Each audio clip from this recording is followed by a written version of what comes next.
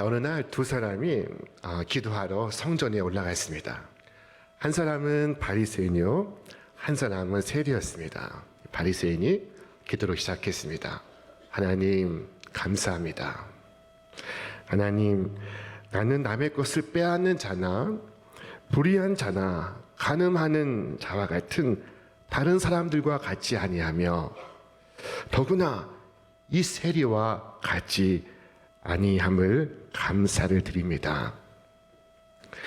이 바리새인의 기도는 자화자찬으로 이어졌습니다. 이것은 기도인지 자랑인지 분간이 되지 않았습니다. 자, 그런데 이 세리는 멀찍이 서서 하늘을 감히 쳐다볼 생각도 하지 못하고 고개를 숙이고 가슴을 치며 기도를 했습니다. 하나님, 이 죄인에게 자비를 베풀어 주옵소서. 그는 자신의 죄와 자신의 허물을 잘 알고 있습니다. 자, 겉으로 볼 땐 이 바리새인이 칭찬받아 마땅한 인물입니다. 그에게 흠이 발견되지 않습니다. 그러나 예수님은 의롭다 인정을 받은 사람은 이 세리라고 말씀하셨습니다. 왜일까요? 이 로마서는 성경 전체가 반지하면 이 로마서는 그 위에 올려있는 다이아몬드와 같다고 사람들은 말했습니다. 그러므로 로마서는 우리의 더 깊은 집중을 요하고 있습니다. 로마서 1장은 이 세상에 가득한 죄에 대하여 하나님의 준엄한 말씀이 선포되었습니다. 특별히 18절부터 32절까지는 온갖 우상 숭배자들에 대하여 하나님의 준엄한 말씀이 있었습니다. 자, 그리고 이어진 2장에선 그들과 같지 않다고 생각하는 이들을 향하여 말씀이 주어지고 있습니다. 그러므로 남을 판단하는 사람아, 누구를 막론하고 네가 핑계하지 못할 것은 남을 판단하는 것으로 네가 너를 정죄함이니 판단하는 네가 같은 일을 행함이니라. 이런 일을 행하는 자를 판단하고도 같은 일을 행하는 사람아, 네가 하나님의 심판을 피할 줄로 생각하느냐. 자신을 의롭게 생각하고 남을 정죄하고 비방하면서 같은 일을 행하는 그는 누구입니까? 진리를 따르는 것이 아니라 불의를 쫓으면서 불의를 확산시키는 그는 누구입니까? 오늘 사도 바울은 로마 교회에 보낸 이 편지를 마치 개인적인 편지를 쓰듯 쓰고 있습니다. 그는 마치 한 개인에게 주목하듯이 그를 지칭하여 네가 혹은 너를 이라고 말하고 있습니다. 그는 누구일까요? 만약 그가 나 자신이라고 생각한다면 성경은 옛날 책이 아니라 살아있는 말씀이 되는 것입니다. 만약 그가 나라고 생각한다면 오늘 이 말씀은 나를 향한 하나님의 말씀이 되는 것입니다. 자, 여러분, 그러니까 이 설교는 나를 향하신 하나님의 말씀입니다. 바로 나를 향한 말씀입니다. 자, 그러나 이것을 받아들이는 것은 여러분 결코 쉬운 일이 아닙니다.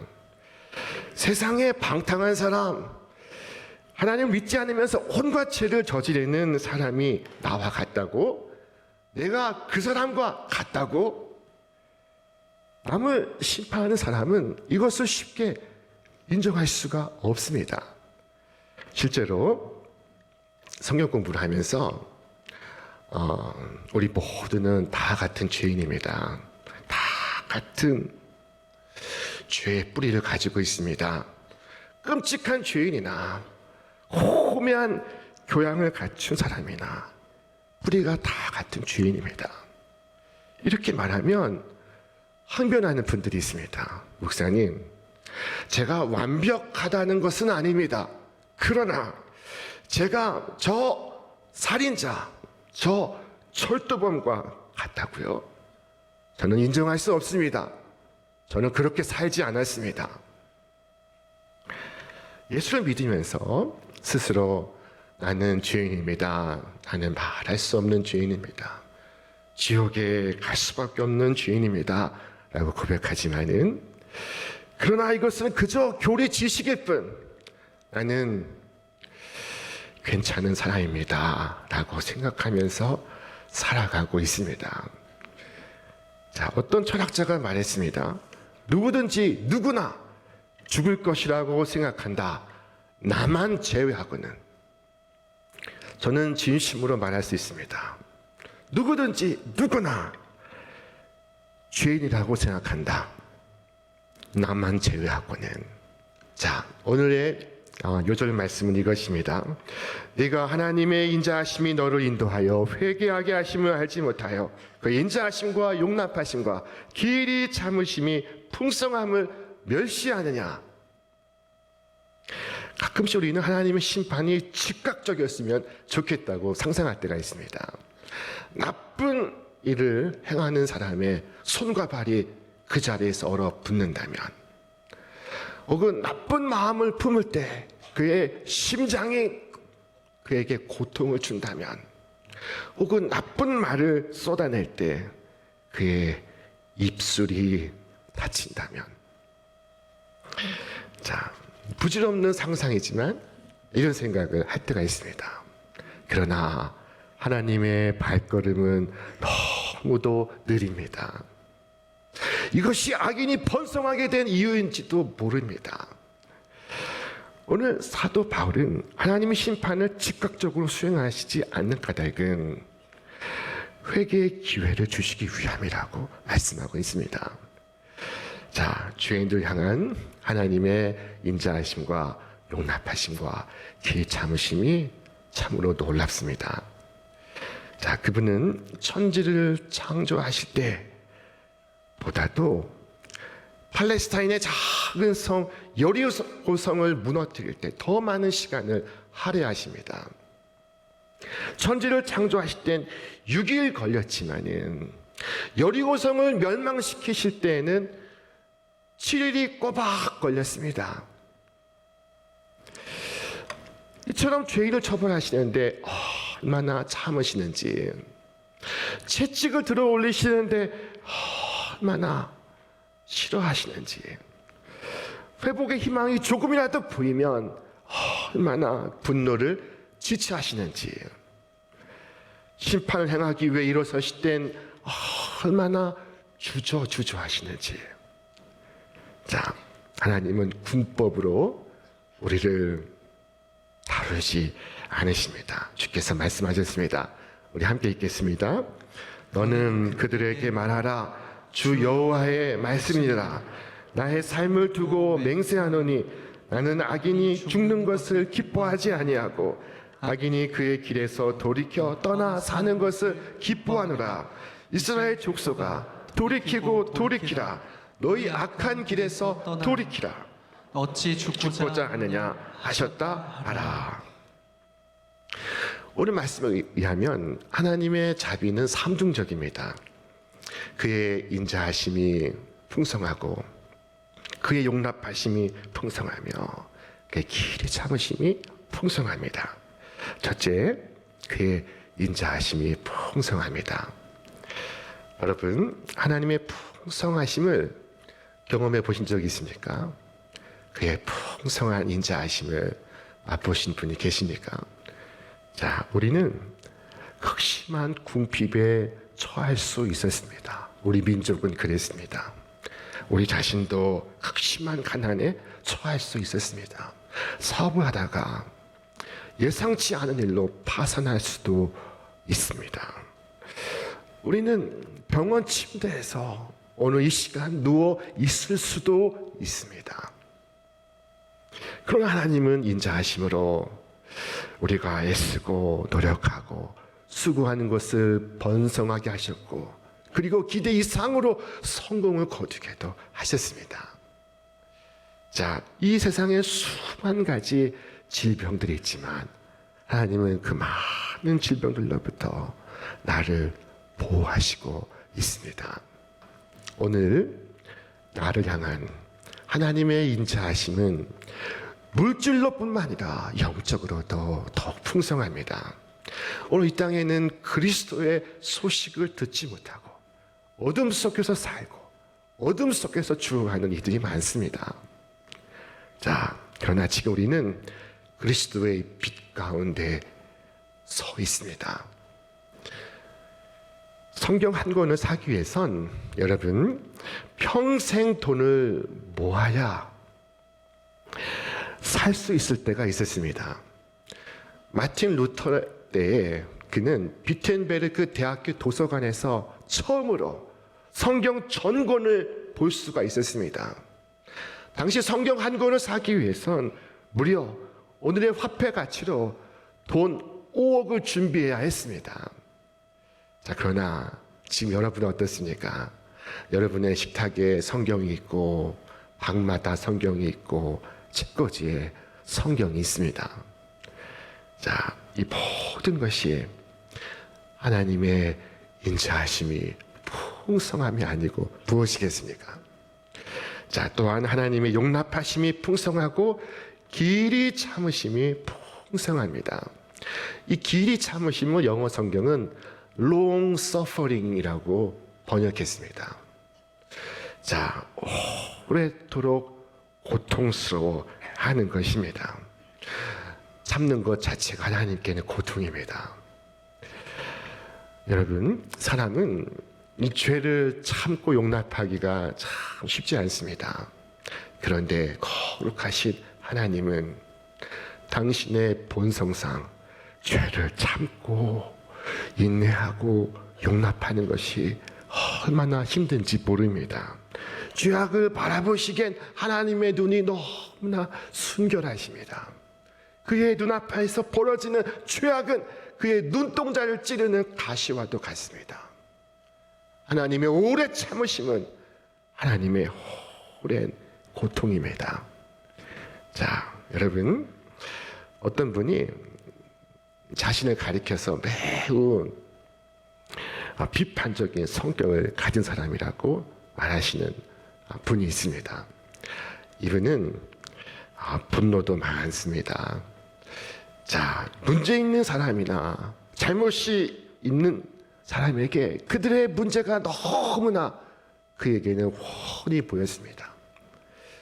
자, 그런데 그가 이 성찬식에 참여하면서 성찬의 은혜를 받으면서 그의 성격이 완전히 바뀌었다고 합니다. 자, 어느 날 그가 성찬을 받기 위해 참회의 기도를 드리는 중에 그의 마음이 불편해지기 시작했습니다. 성찬을 받기에 그는 자신이 합당하지 않다는 것을 알게 되었습니다. 자, 그러나 이미 성찬식은 시작이 되었고, 그리고 떡을 받아서 먹는데 그의 마음이 울컥했습니다. 나는 성찬을 받으니까 은혜를 받음으로 좋지만, 그러나 나와 한 몸이 되시는 주님은 얼마나 고통스러우실까? 이런 나를 품으셔야 하니 얼마나 당신께 힘드신 일일까? 주님께 내가 얼마나 큰 고통이 될까? 자, 이런 생각을 갖게 되었습니다. 그 생각을 하니 눈물이 나왔습니다. 자, 주님의 long suffering, 오래 참으심을 깨닫는 순간입니다. 성찬을 받으면서 나를 품으신 주님, 나와 한 몸이 되시는 주님의 고통을 적절히 경험하고 보니 그에게서 회개가 시작되었습니다. 그는 다른 사람을 향한 마음이 바뀌었습니다. 그의 교회를 향한 마음이 바뀌었고 민족을 향한 마음이 바뀌었습니다. 자, 우리가 온갖 죄를 지음에도 하나님께서 참고 계시다는 것은 하나님께서 오래도록 고통하시고 계시다는 것을 의미합니다. 하나님의 눈앞에선 아무것도 숨길 수 없습니다. 죄악이 하나님 보시는 앞에서 행해지고 있습니다. 하나님 앞에서 모든 것이 환히 드러나고 있습니다. 일생 동안의 모든 죄악이 드러나고 있습니다. 하나님은 모든 것에 대하여 참으시고 계십니다. 자, 주님은 위대한 능력을 가지셨다는 사실을 꼭 상기하시길 바랍니다. 우리는 참을 때 무력하기 때문에 참습니다. 어찌할 방도가 없기 때문에 참는 것입니다. 그러나 하나님의 인내는 우리의 인내와 같지 않습니다. 하나님은 원하시면 그의 원수를 징벌하실 수 있습니다. 하나님께서 원하시면 사악한 자의 심장을 멈추게 하실 수 있습니다. 그의 눈을 감기울 수 있습니다. 그의 혀가 말아들게 할 수도 있습니다. 그럼 하나님께서 왜 참으십니까? 왜 그렇게 하시는 것입니까? 바로 회개할 기회를 주시기 위해서입니다. 자, 우리가 오늘까지 체험하고 있는 것이 바로 하나님의 오래 참으심입니다. 그러나 우리는 도리어 이것을 멸시하지 않았습니까? 하나님께서 친히 말씀하셨습니다. 우리 같이 읽겠습니다. 악한 일에 관한 징벌이 속히 시행되지 아니하므로 인생들이 악을 행하는데 마음이 담대하도다. 하나님께서 너무나 부드러우시기 때문에 사람들이 죄를 짓는데 더욱 담대해져 가고 있습니다. 너무나 친절하시기 때문에 사람들이 더욱 죄에 대해서 용감해지고 있습니다. 여러분, 하나님의 인자하심과 용납하심과 길이 참으심을 우리가 멸시하는 것입니다. 이것은 옳은 것입니까? 이것은 지혜로운 행동입니까? 왜 이렇게 하는 것입니까? 주님께서 이 땅에 계실 때 이렇게 말씀하셨습니다. 예수께서 대답하시되 내가 아버지로 말미암아 여러 가지 선한 일을 너희에게 보였거늘 그 중에 어떤 일로 나를 돌로 치려 하느냐. 주님은 선한 일을 행하셨습니다. 그런데 주님이 선하시면 선하실수록 사람은 더욱 죄와 악에 대하여 담대해져 갔던 것입니다. 예수님을 돌로 치료하고 있습니다. 자, 여러분, 오늘의 말씀은 이것입니다.